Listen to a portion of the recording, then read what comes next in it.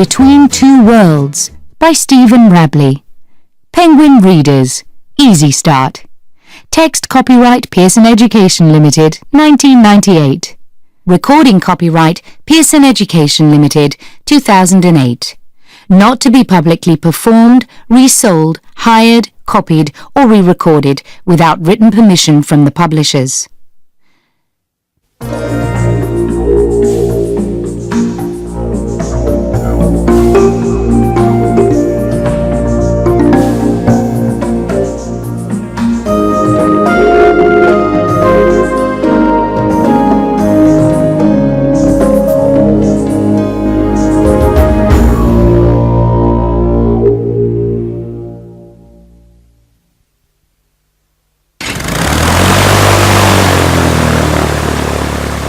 Joanna Jimbuku is a nurse. She lives and works in North Australia. Her boss is Bob Mills, a flying doctor. He and Joanna go everywhere in the Bluebird, Bob's plane. One morning in August, Joanna answers the phone. "Hello?" she says. "Dr. Mills' office?" Then, "A baby? Yes, I see. And you're in Woomera? OK. We can be there in half an hour." 5 minutes later, Joanna and Bob are in the Bluebird. "How old is this baby?" asks Bob. 18 months, says Joanna. After a moment, Bob looks at her. "Woomera's near your hometown, isn't it?" "Yes, that's right." Joanna smiles.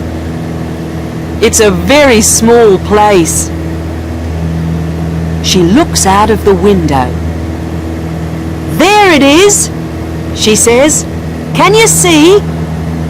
Between those trees and the river." Down on the ground, 8 or 9 people are waiting for the flying doctor. They take him and Joanna to a small house. The baby's mother, Jane, is inside it. Bob looks at the little girl for 20 minutes. Then he says, "I'm sorry, but Mary is very, very ill. It's her heart. She must go to a hospital in Sydney." "Sydney?" says Jane. "Yes." Bob puts his hand on the woman's arm. "But it's okay. You can go with her." Jane looks sad. "How? I've got 6 other children. I can't just leave them." Suddenly, Joanna has an idea. "Wait a minute," she says. "Why don't I go to Sydney with Mary? After all, I'm on holiday for 2 weeks after today." "Good idea," says the flying doctor. They look at Jane. "OK," she says. 24 hours later, Joanna arrives in Sydney for the first time. 2 nurses are waiting at the airport. They drive her and Mary very fast to a big hospital.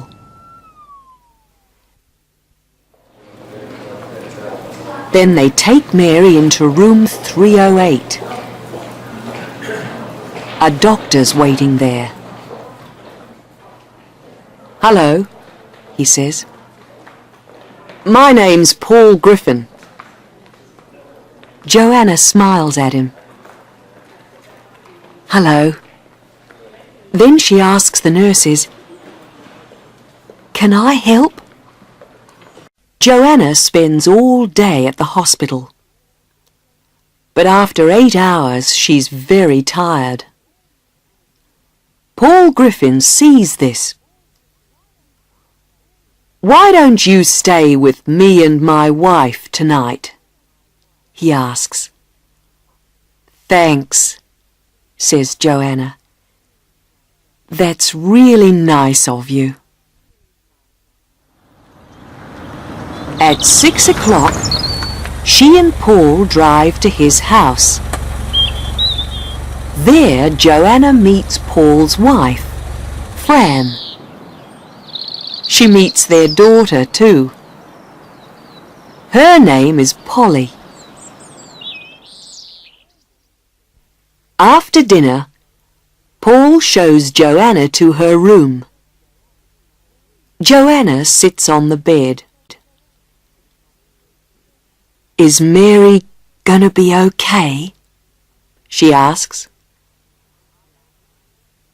I don't know, Paul replies. Then he says, But we're going to do everything we can. After that, Joanna goes to the hospital every day. She helps the nurses and sits beside Mary's bed. For 3 days, nothing happens. Then one afternoon, Joanna's reading a book in room 308. Suddenly, she hears a noise. What's that? She thinks. Then she hears it again. Mama! She stands up and walks to Mary's bed. Mary, it's you! You're sitting up! You're talking! She runs out of the room and finds Paul. Quick, Dr. Griffin, she says. It's Mary! Come and see! Later that day, Joanna telephones Bob Mills. Yes, that's right. Mary's going to be okay, she says with a big smile. I can bring her home next week. That evening, the Griffins take Joanna to an expensive restaurant. Joanna sits next to the window. Outside, she can see the lights of Sydney. This is beautiful, she says.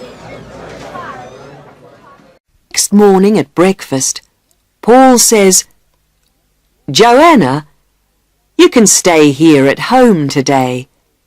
After all, Mary's okay now. No thanks, says Joanna. I want to be with her. At the hospital, Paul sees Sister Clark. One of my girls is leaving next week, and we need someone new, she says. What about Joanna Jimbuku?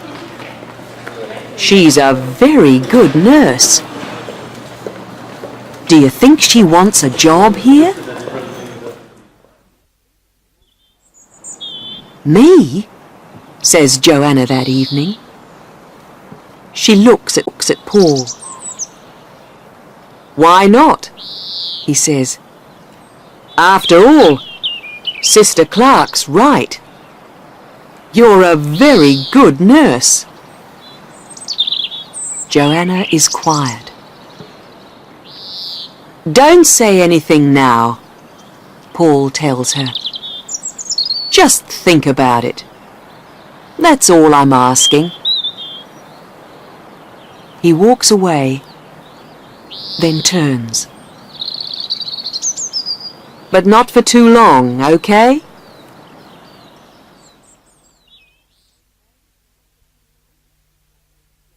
The next day is Saturday. Joanna goes to the hospital and sees Mary. "Hello, little one," she says. "You're going home on Monday?" Then she thinks,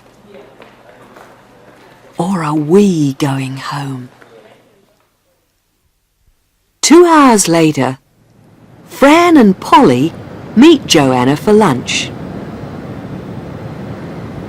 "Oh, Joanna, you are going to stay in Sydney, aren't you?" says Polly. "I don't know," says Joanna. Later in the afternoon, Joanna goes for a long walk. The weather is hot. She watches the people in the streets. She looks at all the shops, cinemas, museums, and theatres too. Sydney's great, she thinks.